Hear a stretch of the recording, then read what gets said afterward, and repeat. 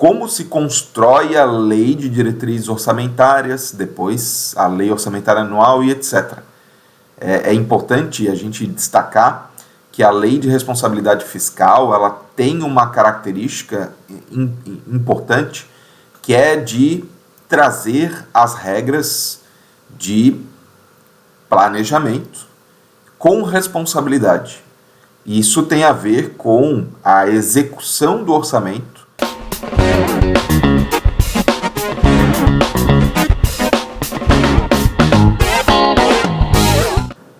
Fala pessoal, aqui é o professor Freitas e nesse vídeo eu quero tratar com vocês sobre a Lei Complementar número 101 de 4 de maio de 2000, ou seja, há mais de 20 anos essa lei foi publicada para estabelecer quais normas de finanças públicas serão utilizadas para trazer o que nós chamamos hoje de responsabilidade na gestão fiscal. Isso nas relações fiscais da administração pública, né? Ela estabelece normas de finanças públicas voltadas a trazer responsabilidade na arrecadação e no uso desses recursos. Por isso que ela ficou conhecida como Lei de Responsabilidade Fiscal. E ela é uma lei muito interessante, é uma lei um pouco extensa, eu concordo, né, com quem diz isso, bastante técnica, mas é uma lei imprescindível para qualquer um que quiser pensar o futuro de uma cidade. Porque logo no início dessa lei, ela trata sobre planejamento. Como é que eu penso como gestor público, ou como um cidadão, né, que quer cobrar dos gestores públicos um planejamento da cidade.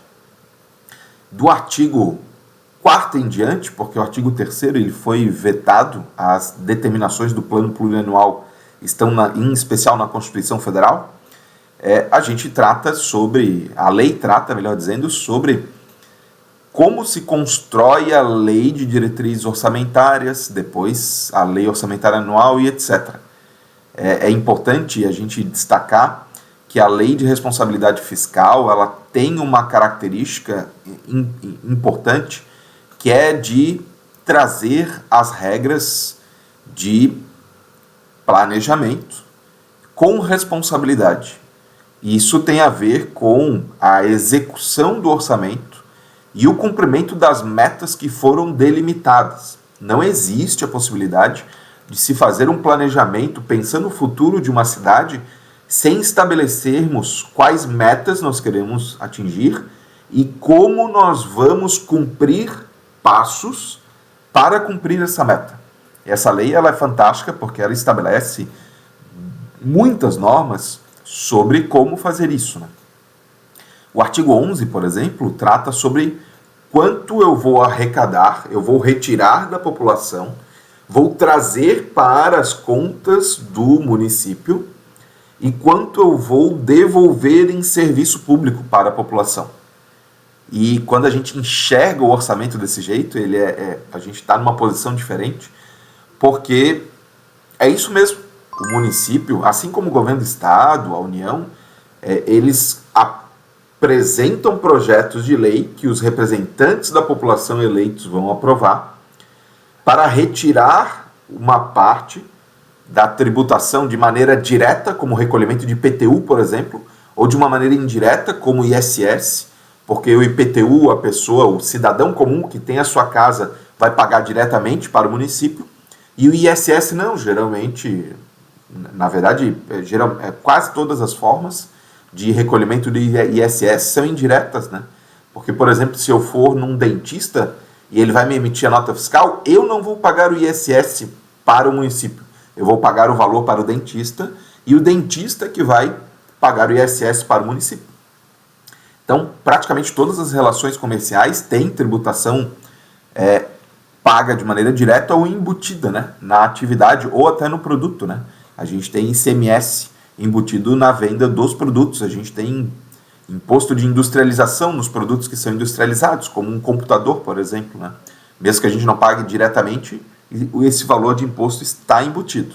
Então, esta lei de responsabilidade fiscal, ela delimita regras de como arrecadar, que a gente chama de receita pública, e também de análises econômicas para entender se aquele valor que eu estou arrecadando é suficiente para dar o retorno esperado para a população, mas também se afeta a economia da região, né? No nosso caso aqui, dos vídeos que eu trato sobre cidades, é mais na região da própria cidade, né? O que a gente pode tratar é uma região um pouco mais ampla de cidades que têm influências entre si. E, por uma obviedade, se eu arrecado, se eu retiro dinheiro da população, eu também tenho que despender, né? Eu tenho que utilizar este valor, eu tenho que gastar. Isso a gente chama de despesa pública. Essa delimitação está no artigo 15 da Lei de Responsabilidade Fiscal, que é quando o gestor público, após arrecadar o valor, ele gera, né, ele constitui, ele descreve a despesa, como ele vai gastar esse valor. E essas regras são importantes porque é exatamente em cima destas regras que a gente analisa a conduta do gestor público. E é em cima do não cumprimento destas regras que a gente analisa a responsabilidade para punir ou não, né, inocentar um gestor público com relação ao uso das verbas públicas. Perfeito? Esse vídeo foi para apresentar a Lei de Responsabilidade Fiscal, que é a Lei 101 de 2000. Eu espero que você tenha gostado. Não esqueça de deixar algum comentário aí, alguma crítica sobre, uma sugestão também, né, sobre assuntos que eu possa abordar. E não esqueça de curtir aí, compartilhar o meu material e me seguir, né, nas redes sociais. Forte abraço e até a próxima. Tchau, tchau.